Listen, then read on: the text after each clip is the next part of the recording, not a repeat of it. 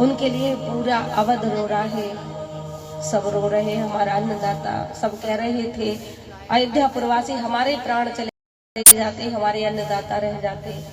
इधर प्रभु विदाई देकर के नमी आंखों से सब वापस आते हैं, सब अपने अपने स्थान चले गए। अब गुरुदेव से कह रहे हैं भरत जी की, गुरुदेव मुझे आप आज्ञा दो, मैं अपने राम को वापस लाऊंगा। बार बार गुरु जी तो कह रहे थे कि तुम सत्ता संभाल लो, राजा बन जाओ, गद्दी पे बैठ जाइए। तो गुरुदेव से कह रहे हैं कि गुरुदेव आप मुझे ये क्या कह रहे हो? आपके ये शब्द, आप मेरे गुरु हो, मुझे लग रहा है जैसे आप मुझे कोई मंदिरा पान कराने के लिए कह रहे हो। आपके ये शब्द मेरे लिए इतने कटु वचन लग रहे हैं। मैं तो राजा के लायक ही नहीं हूँ, मेरे जन्म के कारण तो सबको दुखी होना पड़ा। राजा तो सबको जो सुखी रख सकता है, जो सबके दर्द को पहचानता है, जो सबको जोड़ सकता है, मैंने तो सबको बखेर दिया। मैं कैसे राजा के लायक हूँ? राजा तो मेरे भैया ही राम ही बनेंगे। मैं वापस लेकर आऊंगा। सारी में सूचना हो गई। तो आज देखिए सब थोड़े से आनंद में हुए कि कब सुबह हो और कब हम राम के दर्शन करें। पूरी रात्रि जाग करके निकाली अयोध्या प्रवासियों ने, नींद नहीं आ रही खुशी में। सुबह होते ही राम दर्शन को चले गए भरत जी के साथ। तो प्रभु सबके सब तैयार हो जाते हैं। भरत जी माताओं के लिए पालकी तैयार कराते हैं। भरत जी पैदल पैदल चल रहे हैं। आइए बोलिए सीताराम चंद्र भगवान की। मंगल भवन अमंगल हारी, मंगल भवन अमंगल हारी, मंगल भवन अमंगल हारी, मंगल भवन अमंगल हारी।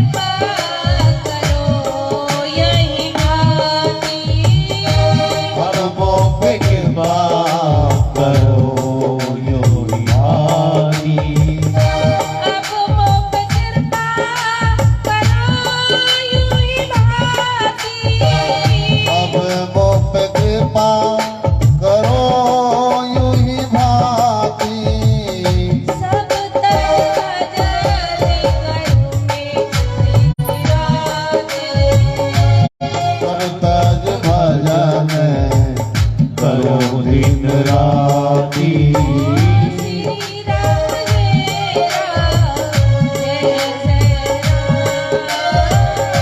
श्री राम जय राम जय जय राम।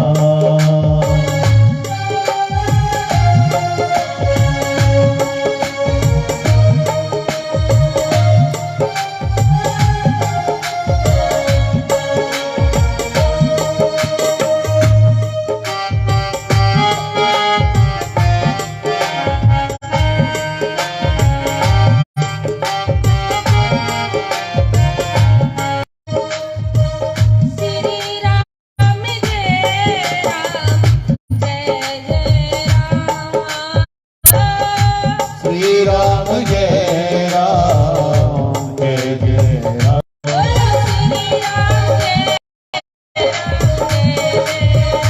बोलो श्री राम जय राम जय जय राम। बोलो श्री राम जय राम जय राम। श्री राम जय राम जय जय राम। श्री राम जय राम जय जय राम। श्री राम जय राम जय जय राम। श्री राम जय राम जय जय राम। श्री राम जय राम जय जय राम। श्री राम जय राम जय जय राम। श्री राम जय राम जय जय राम। श्री राम जय राम जय जय राम। श्री राम जय राम जय जय।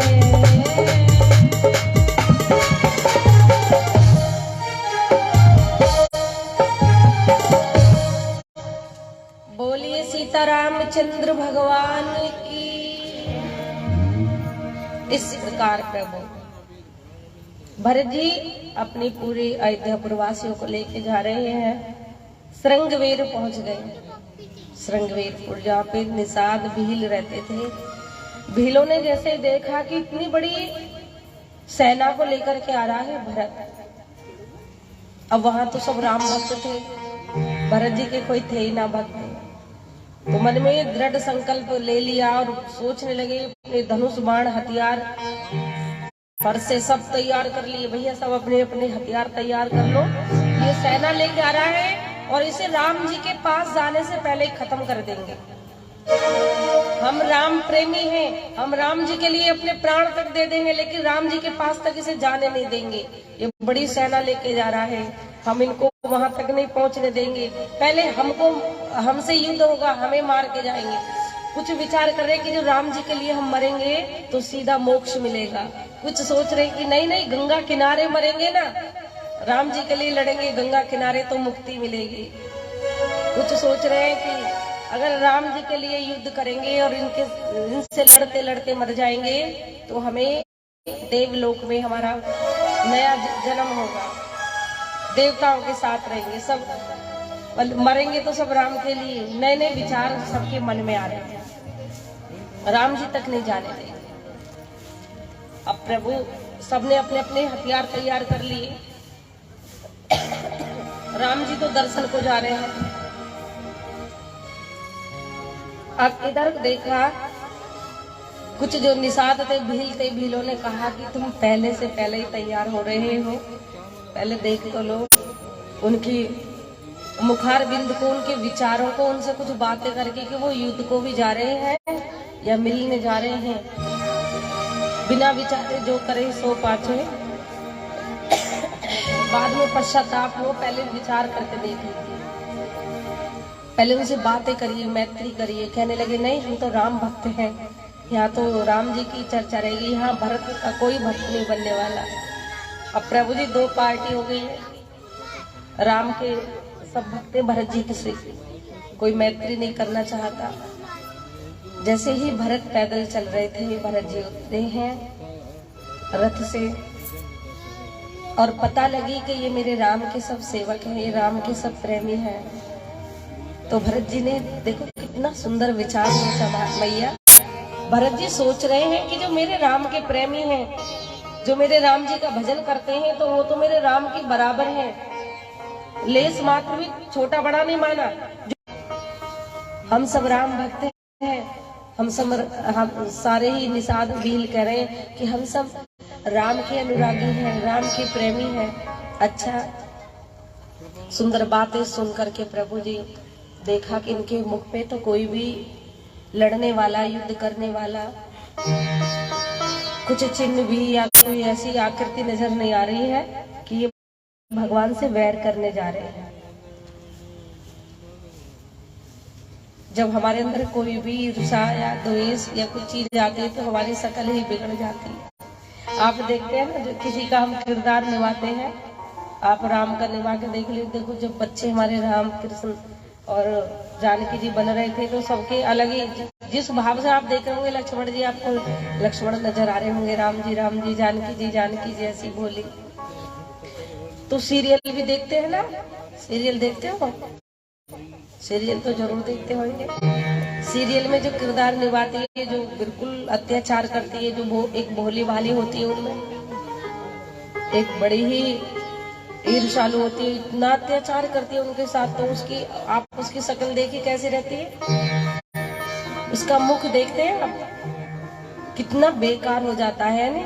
आप कहते हो ये बहुत बेकार है, देखो ये उसके साथ। और जो बेचारी अच्छी है, जो अच्छा किरदार निभा रही है, उसमें जो अच्छी उसकी भोली सी सूरत होती है, उस पे सब अत्याचार करते हैं। तो कहने का मतलब है कि हम जिनके साथ रहते हैं उन्हीं के गुण हम पे आ जाते हैं, और उनके जैसे ही हमारी आकृति, हमारे विचार, हमारा चेहरा, हमारा रहन सहन सब बदल जाता है, सब चेंज हो जाता है।